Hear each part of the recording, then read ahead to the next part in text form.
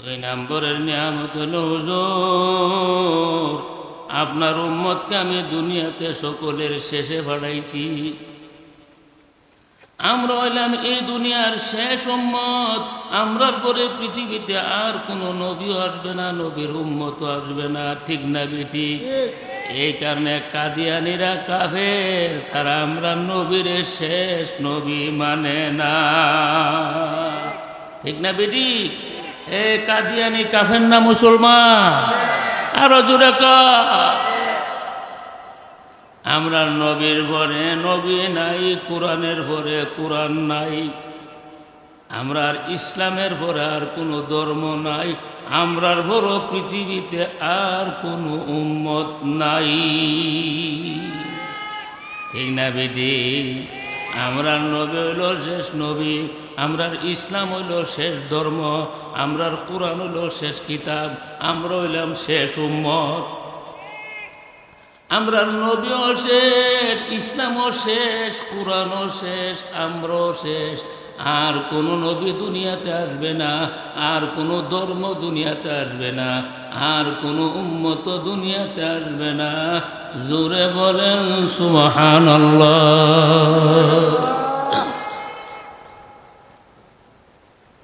আল্লাহ বলেন ইয়া রাসূলুল্লাহ, আপনার উম্মতকে আমি শেষে দুনিয়াতে পাঠাইছি। আপনার উম্মতের লাভ কেমনে লাভ? আপনার উম্মত দুনিয়াতে শেষে গেছে, তারা যখন মারা যাবে কবরে কম সময় তখন লাগব। আর আপনার আগে যত হাজার হাজার উম্মত হাজার বছর আগে মারা গেছে, তারা হাজার হাজার বছর কবরও তখন লাগবো, কবরও কম সময় তখন ওই বালা। আপনার উম্মতে কবরে কম সময় থাকবে, অন্যান্য নবীর উম্মতেরা হাজার হাজার বছর থাকবে। এই কারণে আপনার উম্মতকে আমি শেষে পাঠাইছি। আমরা হইলাম শেষ উম্মত, কিন্তু মর্যাদা হইল আমরা সব নবীর উম্মতের রূপে। আল্লাহ মেরাজের রাত্রিতে আমরা নবীরে বলছিলেন হুজুর আপনার উম্মতকে আমি আউয়াল উম্মত বানাইলাম, আখিরি উম্মত বানাইলাম। আখিরি উম্মত কেমনে? আপনার উম্মত দুনিয়াতে যাবে সকলের শেষে, আউয়াল উম্মত কেমনে? মর্যাদার দিক দিয়ে তারা চলে যাবে সব নবীর উম্মতের আগে। আসরের দিন যখন অন্যান্য নবীরা জান্নাতে যাইতে যাবে, ফেরেশতারা বলবে না না, আপনারা জান্নাতে যাইতে পারবেন না, আখিরি নবীরে দিয়া জান্নাতটা উদ্বোধন করা হবে। আমরার নবী যখন জান্নাতে কদম রাখবে তখন বাকি নবীরা জান্নাতে যাবে। এরপর অন্যান্য নবীর উম্মতেরা যখন যাবে তখন ফেরেশতারা বলবে তোমরা কোন নবীর উম্মত? বলে আমরা নবীর উম্মত। ফেরেশতারা বলবে গেট আউট, আপনারা জান্নাতে যাইতে পারবেন না, আগে আখিরি নবীর উম্মতেরা যাবে। সুবহানাল্লাহ জোরে কন। তোমরা কোন নবীর উম্মত? তারা বলবে আমরা ইব্রাহিম নবীর উম্মত। ফেরেশতারা বলবে গেট আউট, দূরে যান, আপনারা জান্নাতে যাইতে পারবেন না, আগে আগে যাবে আখিরি পয়গম্বরের উম্মত। আমরা আগে কোন নবীর উম্মতকে জান্নাত দেওয়া হবে না। যখন আমরা জান্নাতের গেটের সামনে যাব, ফেরেশতারা জিজ্ঞাসা তোমরা কোন নবীর উম্মত? আমরা বলবো আমরা আখিরি নবীর উম্মত। ফেরেশতারা বলবে তোমরা একটু দূরে যাও, আগে আখিরি নবীর উম্মতের মধ্যে আবু বকর জান্নাতে যাইবে। আবু বকর জান্নাতে গিয়ে আসলে তোমরা ফিসে ফিসে জান্নাতে যাইবা। আল্লাহ আমরা পাঠাইছে দুনিয়াতে সকলের শেষে, হাসরের ময়দানে মর্যাদা থাকবে সব নবীর উম্মতের আগে। আমরা যে কম হায়াত দিচ্ছি এটা নিয়ামত, আমরা যে শেষে পাঠাইছি এটাও নিয়ামত। আল্লাহ বলেন হুজুর আপনার উম্মতকে আরেকটা নিয়ামত দিছি, এরারে মাল কমাইয়া দিছি। আমরা আল্লাহ অর্থ সম্পদ কমাইয়া দিছে, তার কারণ হলো যার মাল কম হাসরের ময়দানে তার হিসাব হবে কম, দুইটা বেচতে যাবো। আল্লাহ মুসা নবী বললেন আল্লাহ আপনি যে তৌরাত কিতাবের চেয়ে বড় কিতাব আখিরি নবীর উম্মতকে দিবেন, তারা এটা পড়ব কিভাবে? আল্লাহ জানায় দিয়েছেন মুসা আমি আখিরি নবীরে যে কিতাব দিব এই কিতাবের নাম হবে কোরআন শরীফ। আমি আল্লাহ কোরআনরে এমন সহজ বানায় দিব আখিরি নবীর উম্মতের ছোটো ছোটো বাচ্চারা পড়তে পারবে। এই হলো দলিল দলিল দলিল, ঠিক না বেঠিক? আল্লাহ কোরআন এমন সহজ করে যে না হিঙ্গেল করে হারা যা যা কোরআন শরীফের সবকগুলো যে কেটা সহজ করছে। আরো জোরে কম, আল্লাহ সহজ করে দিছে। আজকে তো তারা কোরআনের সবক লইছে, 500 বছর পরে তারা কোরআনের হাফিজ হয়ে যাবো। সুবহানাল্লাহ, জোরে কয়। আরো জোরে আল্লাহু আকবার। যে কোরআন শরীফ পড়ে যত কান পরে আল্লাহ এর ফাইল চাইয়া থাকে, এর থেকে বড় নিয়ামত রাসূল। আমি যদি 1 ঘন্টা কোরআন পড়ি 1 ঘন্টা আল্লাহ আমার ভাই চাইয়া থাকবো। আমার বান্দা আমার কালাম পড়তে আছে, সুবহানাল্লাহ জোরে কর। এখানে আল্লাহওয়ালারা যখন কোরআন পড়া শুরু করে তাকদা সারে না, এর লিগে আল্লাহ চাইয়া রয়েছে সাবুন করবে। উদাহরণ শোনেন, এক ফুলা এক ফুরির লেগে ফাগুন নিয়ে গেছে। অনি এ ফুলা একবার একদিন বাবের গানের মধ্যে মারছে টান, গান টান দিয়া দেহে হে যে ফুরির লেগে পাগল ই ফুরি খুব মনোযোগ দিয়ে হের গানটা শুনতাছে। ওখানে আমরা এরকম যে গানটা হে লম্বা করবো না বাচ্চা করবো, যত কান পার অত লম্বা করবো, আবার প্রেমাস কথা আবার গান উঠতে আমার আর কি লাগে, ঠিক না বেটি?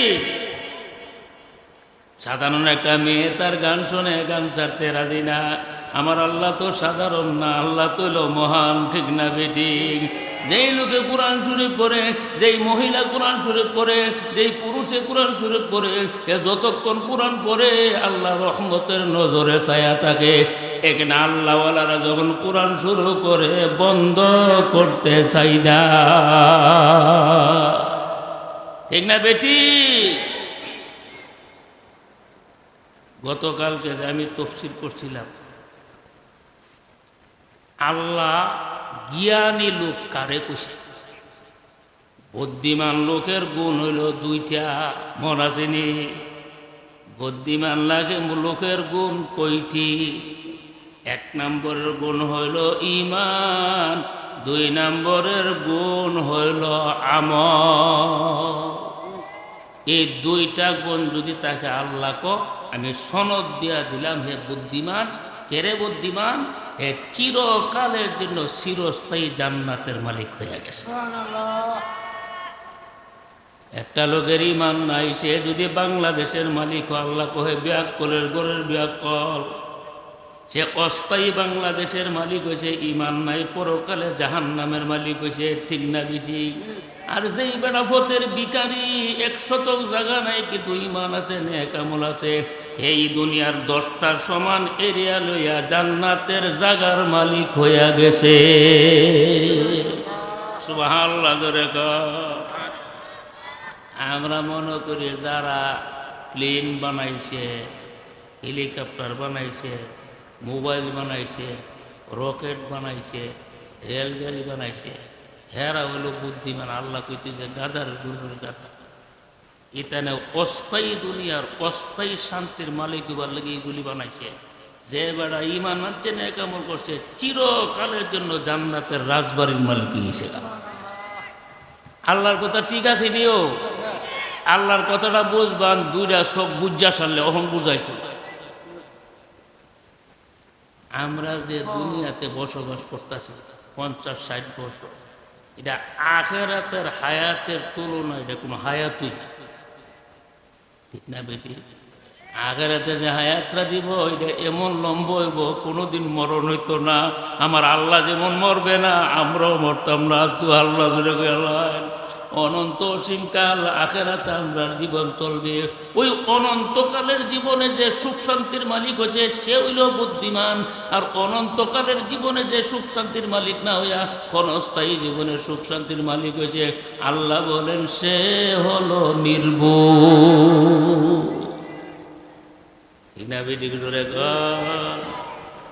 বুদ্ধিমানের গুণ হলো 2টি, একটা হলো ঈমান আর একটা হলো আমল। সুবহানাল্লাহ। আর এই দুনিয়াতে যারা আসল ইজ্জত পাইছে আমলের দ্বারাই হয়েছে। বাড়ির দ্বারা না, গাড়ির দ্বারা না, টাকার দ্বারা না, পয়সার দ্বারা না। আসল সম্মান যারা পাইছে একমাত্র আল্লাহর গোলামির দ্বারা পাইছে। সুবহানাল্লাহ। আচ্ছা, আপনারা যে আমরারে আলেমরারে মহব্বত করেন কি লাগে? আমরা আপনারা কোনোদিন এক কাপ চা খাওয়াইছি কোথার বা?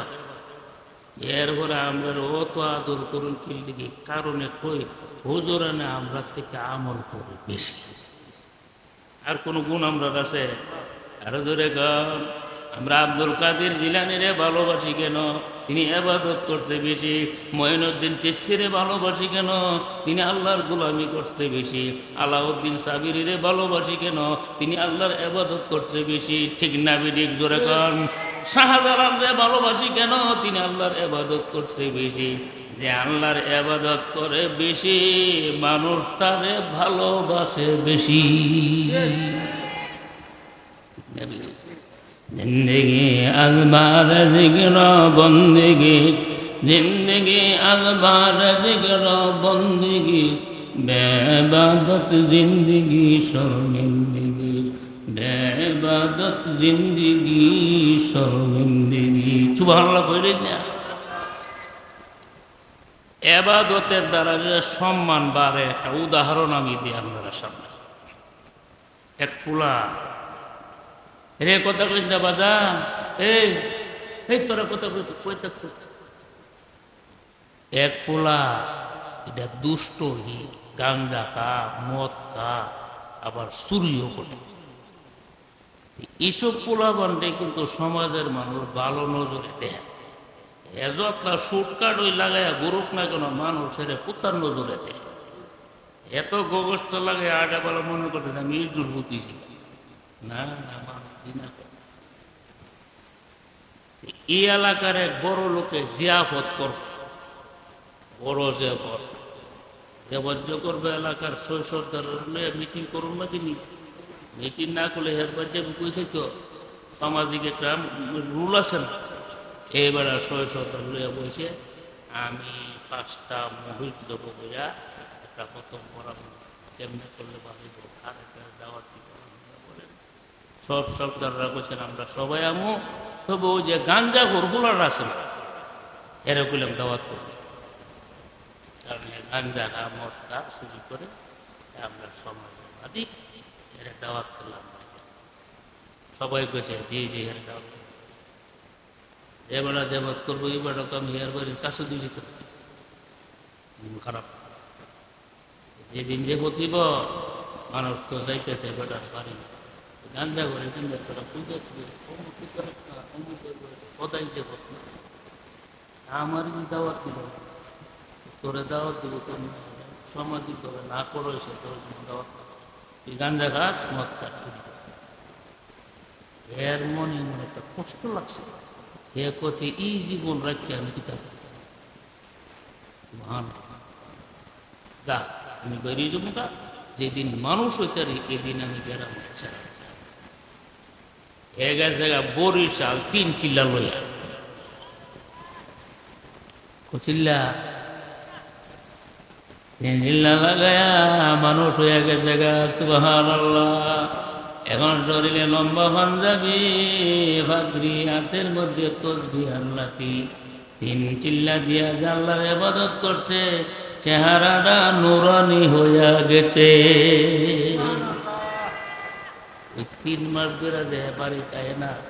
এলাকার মানুষ মনে করছে মনে কোনো কোনো চুরি দিয়ে ধরা পড়ছে, মাইরা ফেলাই ভালোছে ভালোছে ভাবটাতে বিদেশে।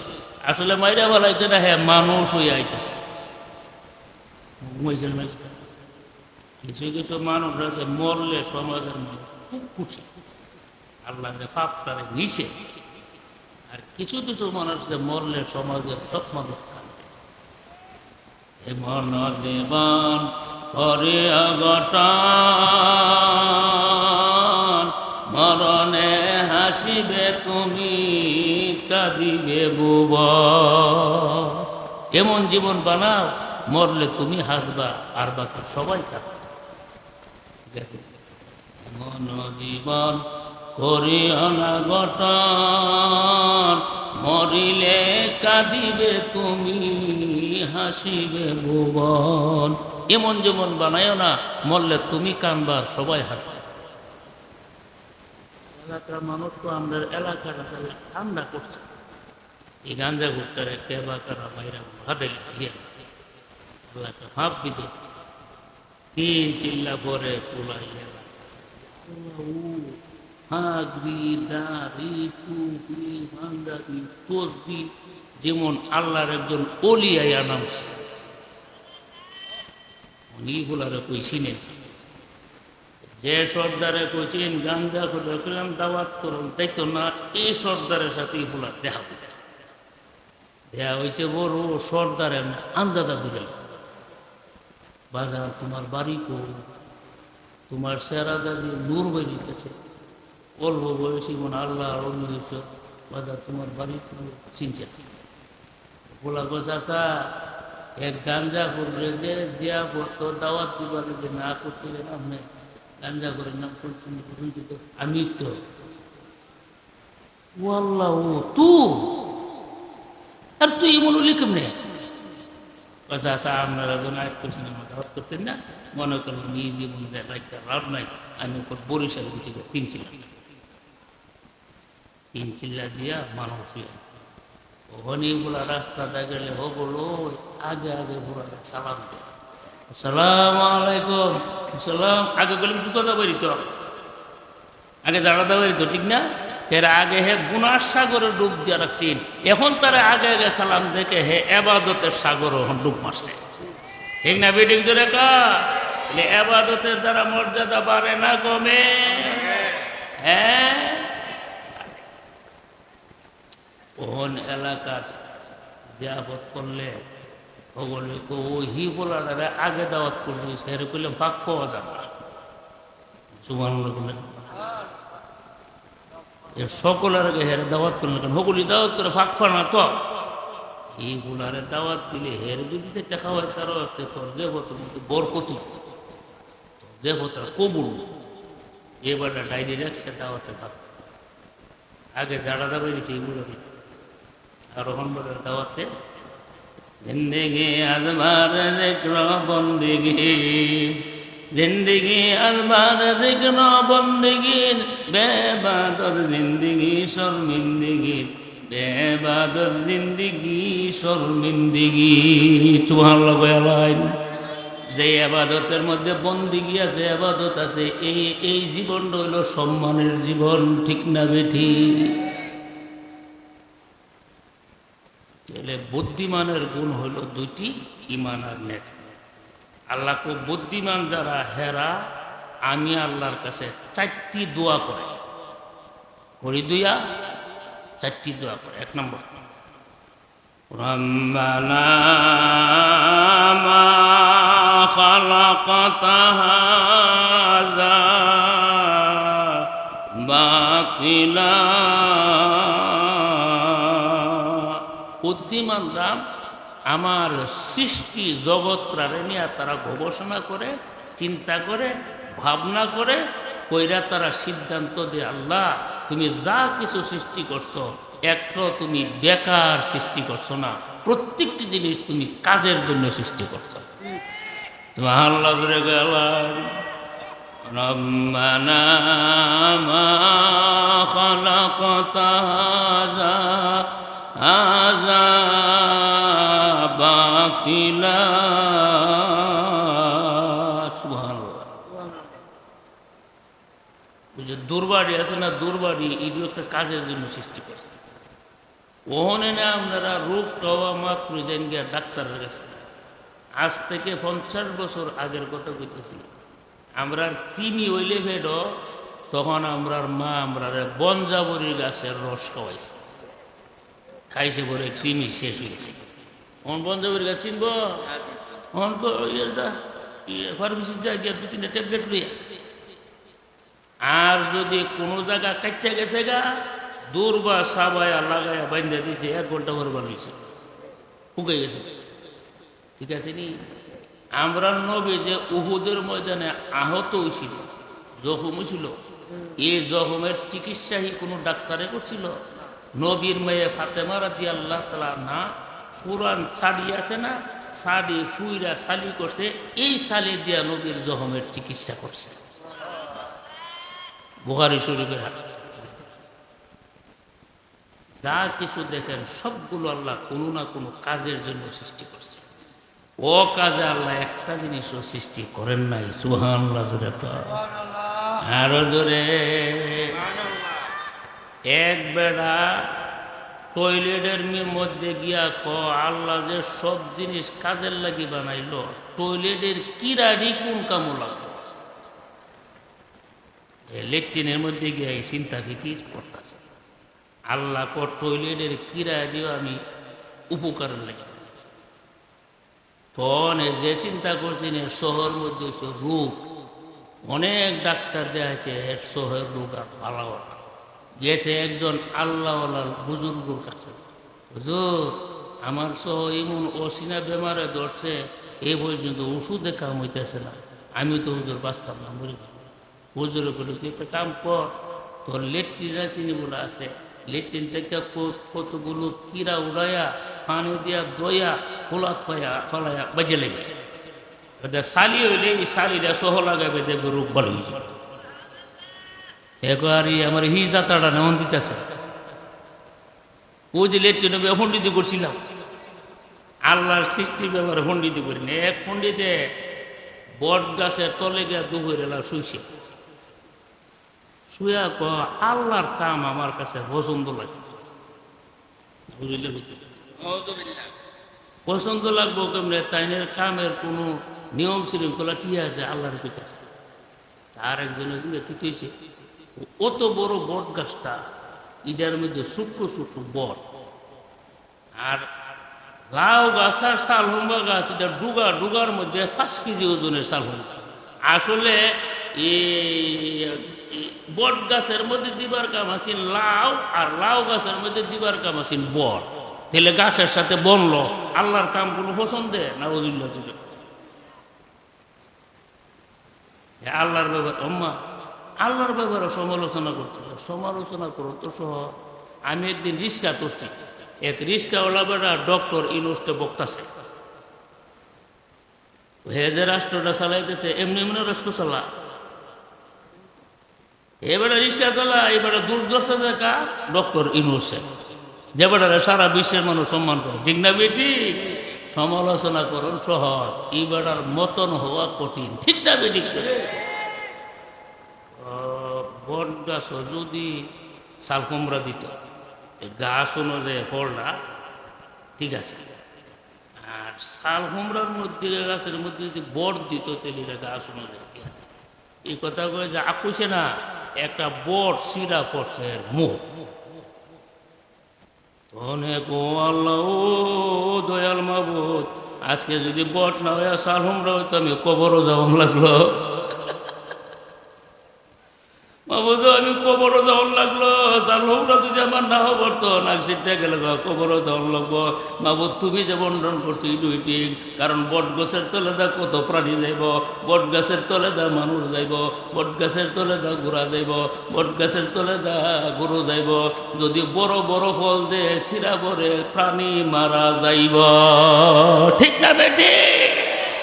আল্লাহ তুমি যে বন্ধ করছো ইটুই সই, আমার ধারণা ঠিক না।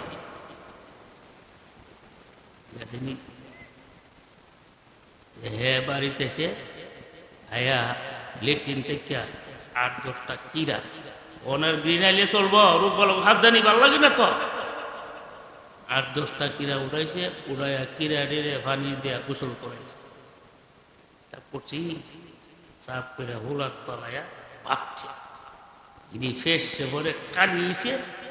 এই সালি শহর মধ্যে একটা লেপ দেওয়া মাত্রই তার শহর রূপ ভালো হয়ে গেছে। রব্বানা মা খালাকতা হাযা বাতিলা,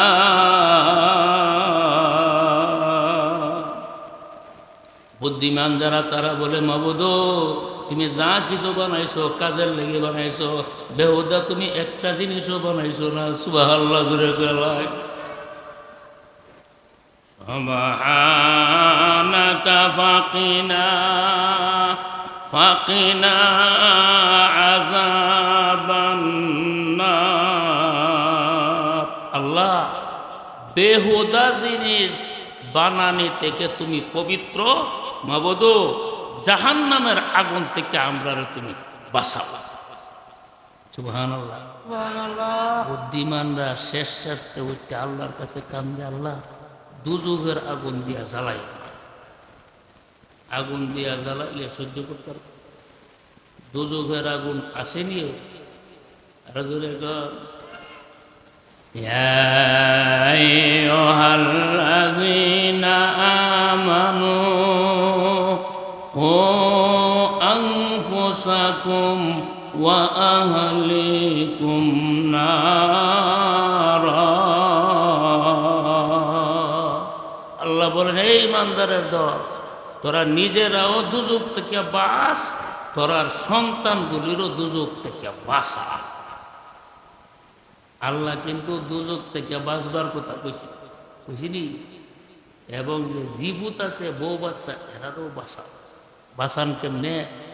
জলদি নেক আমলে লাগো, এই নেক আমলের দ্বারা তুমি জাহান্নামের আগুন থেকে বেঁচে যাবে। সুবহানাল্লাহ জোরে কর, আরো জোরে। ইয়া আইয়ুহান নাসু বুকু ফাইন লাম তাসতাতিউ ফাতাবাকু ফাইন্না আহলান নার ইয়াবকুনা ফিন্নার। নবী বলছেন, এ মানব রে, তোরা জাহান্নামের আগুনের বয়ে কাঁদতে থাক। কান্দা যদি না আসে কান্দনের ভাব ধর। নিশ্চয়ই জাহান্নামীরা এমন কানা কান্দবে, তাদের চোখ দিয়া পানি বের হইয়া গালের মধ্যে বিরাট বড় বড় পুষ্কুনি হইয়া যাবে। বলো হুজুর, গাল এত বড় বড় হইব? জাহান্নামের যে বডি বানাইব এটা দুনিয়ার বডি না তো। জাহান্নামের মধ্যে যে বডি বানাইব, শরীর বানাইব, একটা শরীর এত বড় হইব, এ কান থেকে গর্দান পর্যন্ত 700 বছরের পর দূরত্ব হইব। এই কানের লতি রাখি নিন্দি, লতির থেকে গর্দান পর্যন্ত 4 আঙ্গুল হন আছে। কিন্তু জাহান্নামের মধ্যে যে বডিটা বানাইব, লতির থেকে গর্দান পর্যন্ত 700 বছরের পর দূরত্ব হইব। এবার চিন্তা করেন মানুষটা কত বড়। বলো, অত বড় মানুষ আল্লাহ বানাইব কম না? আল্লাহ কব হও হয়ে যাবে। কোন মিস্ত্রি টিস্তুরি? হযরত মূসা আলাইহিস সালাম কদিন কাঁদছেন আপনারা দুজক থেকে বাঁচবার। আরে বাচ্চাও তো না কানলে মা দুধ দেয় না।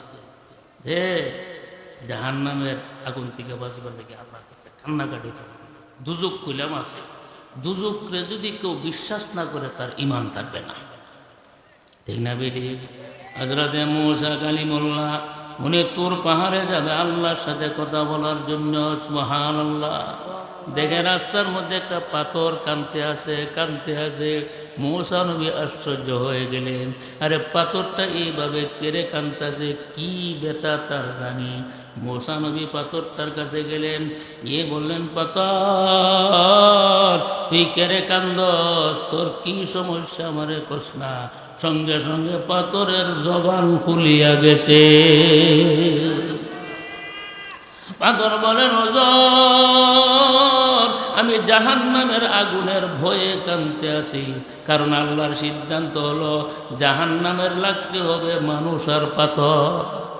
ওয়াকুদুহান নাস ওয়াল হিজারা। আল্লাহ বলছে জাহান্নামের ইন্ধন হবে মানুষ আর পাথর। এই কারণে জাহান্নামের আগুনের ভয়ে আমি কান্দিছি, মাবুদনি আমার এই আগুন থেকে হেফাজত করবে। পাথর বলেন হুজুর আপনি তোল পাহাড়ে যাইবেন আল্লাহর সাথে কথা বলার জন্য? বলে হ্যাঁ। আপনি আমার জন্য একটু সুপারিশ করবেননি? আল্লাহ নিয়ে আমার জাহান্নামের আগুন থেকে মুক্তি দিয়া দে। সুবহানাল্লাহ দিবেন।